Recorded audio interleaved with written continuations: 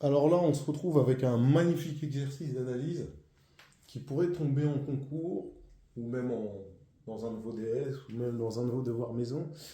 Et on a une suite UN définie pour tout entier naturel non nul, U indice n égale le produit pour k allant de 1 à n des 1 plus k sur n carré. Et on nous demande la limite, et évidemment, de la suite UN. Première étape, on nous demande de démontrer l'inégalité suivante que x moins x carré sur 2 inférieur ou égal à ln de 1 plus x inférieur ou égal à x pour tout x positif ou nul. Donc ça, on va faire la démonstration. Alors, la démonstration, elle sera plutôt simple.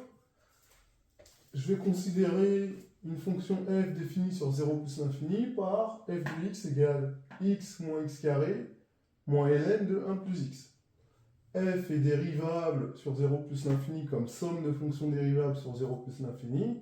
Et pour tout x appartenant à 0 inclus plus l'infini, f' de x est égal à 1 moins x moins 1 sur 1 plus x. Donc l'idée c'est de mettre au même dénominateur, c'est-à-dire que je vais multiplier en haut et en bas par 1 plus x. En haut, ça fera une identité remarquable qui me donnera 1 moins x carré. En bas, ça me donnera évidemment 1 plus x. Et bien, quand je mets au même dénominateur et que je simplifie, ça me fait moins x carré sur 1 plus x, ce qui est négatif. Donc la fonction f, elle est décroissante sur 0 plus l'infini. Mais comme elle est décroissante, ça veut dire que pour tout x appartenant à 0 plus l'infini, c'est-à-dire que les x ils sont plus grands ou égal à 0, j'aurai f de x qui sera plus petit que f de 0. Définition de la décroissance, d'accord? Si j'ai x plus grand que 0, f de x plus petit que f de 0. Ça, c'est la définition de la décroissance. Sauf que f de x, c'est x moins x carré sur 2 moins ln de 1 plus x. Et f de 0, quand vous remplacez x par 0, ici ça fait 0, ici aussi ça fait 0. Et là, ça fait ln de 1, mais ln de 1 vaut 0, donc ça vaut 0. Et du coup, j'ai plus qu'à passer le moins ln de 1 plus x de l'autre côté. Donc ça me fait x moins x carré sur 2 inférieur ou égal à ln de 1 plus x.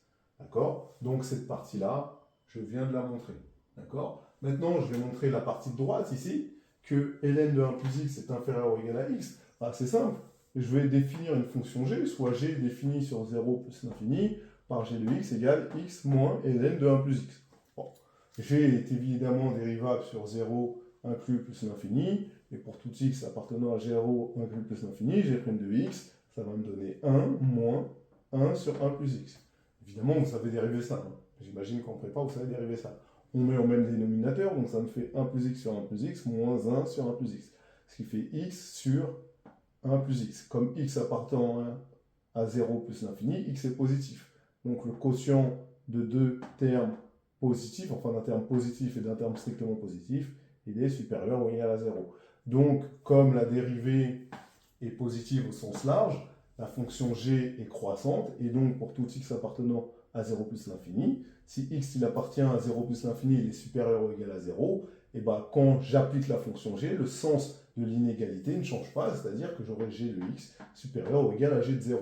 Voilà. G de x, c'est rien d'autre que x moins ln de 1 plus x, et g de 0, quand on calcule, je remplace x par 0 ici, ça fait 0, x par 0 ici, ça me donne ln de 1, donc ln de 1 vaut 0, 0 moins 0, ça me donne 0. Donc j'ai x moins ln de 1 plus x supérieur ou égal à 0, autrement dit, x est supérieur ou égal à ln de 1 plus x.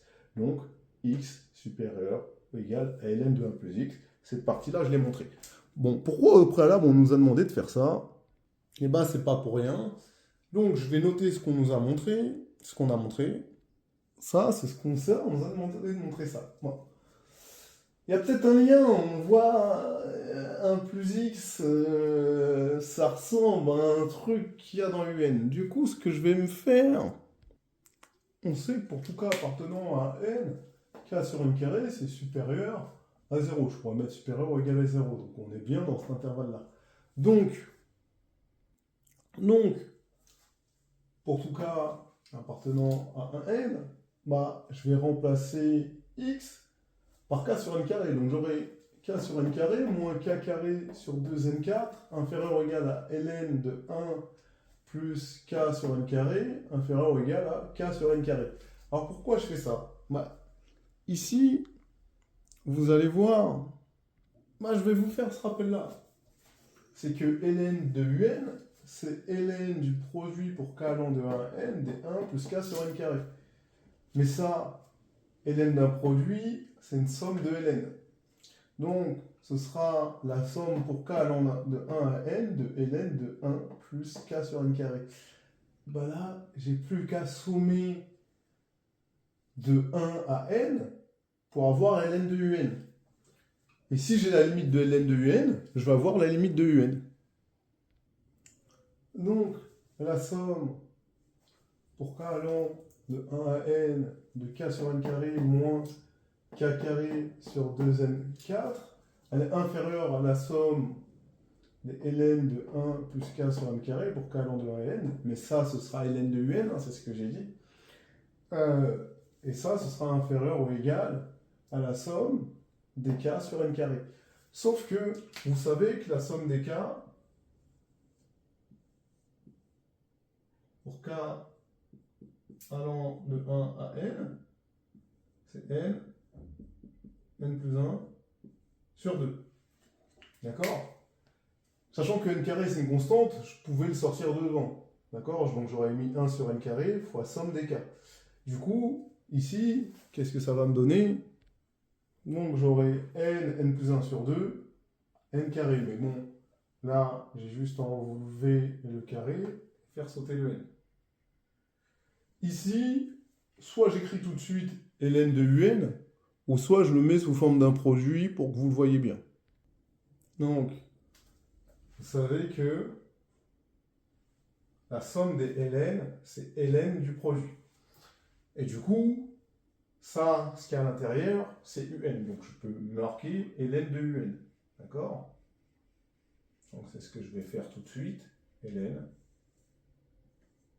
de un. Et là, je vous rappelle aussi le résultat de la somme des k carrés. La somme des k carrés, je vous rappelle que c'est n plus 1, 2n plus 1 sur 6. Donc ici, on voit évidemment que je vais l'appliquer. Et ici, on l'a déjà vu ce que ça donnait, ça donne ça.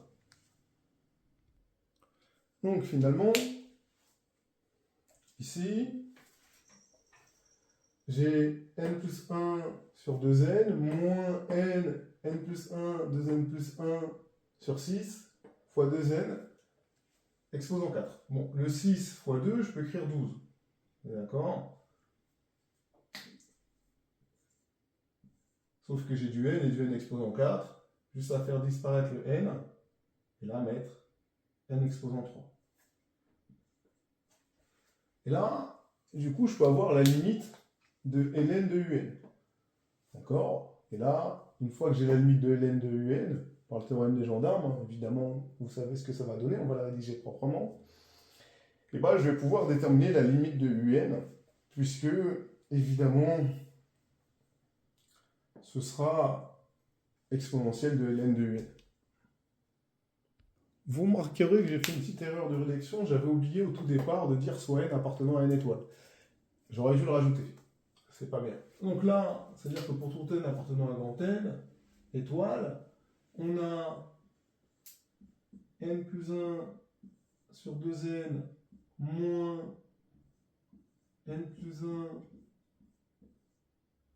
2n plus 1 sur 12 n au cube inférieur ou égal à ln de un inférieur ou égal à n plus 1 sur 2n. Du coup, je vais pouvoir appliquer le théorème des gendarmes.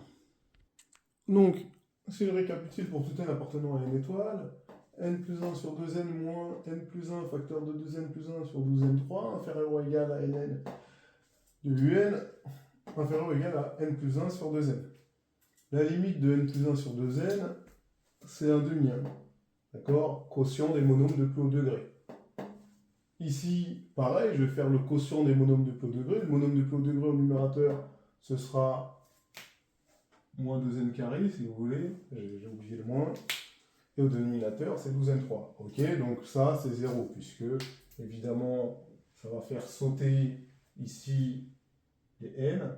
Le 2 aussi, il saute. Ici, j'ai 6. Donc j'ai 1 sur 6n, la limite c'est 0. D'accord? Ensuite, la limite de ça, c'est 1,5. D'accord? Évidemment, lorsque n tend vers plus l'infini. Donc, d'après le théorème des gendarmes, comme ce terme-là tend vers 1,5, ici par somme, et ce terme-là tend vers 1,5, la limite de ln de un, c'est égal à 1,5. Et du coup, pour tout n appartenant à une étoile, u indice n égale exponentielle de ln de u indice n. Du coup, maintenant, je vais pouvoir passer aux limites. Donc, vous savez que un, c'est exponentielle de ln de un, donc la limite de ln de un lorsque n tend vers plus l'infini, c'est 1,5. La limite d'exponentielle grand X, quand grand X tend vers 1,5, c'est exponentielle 1,5. Donc, par composition, la limite de u indice n, c'est exponentielle 1,5. Et voilà ce qu'on cherchait dès le départ. Donc ça, c'est un exercice type d'analyse à savoir faire. Et du coup, maintenant, tu vas craquer ton année.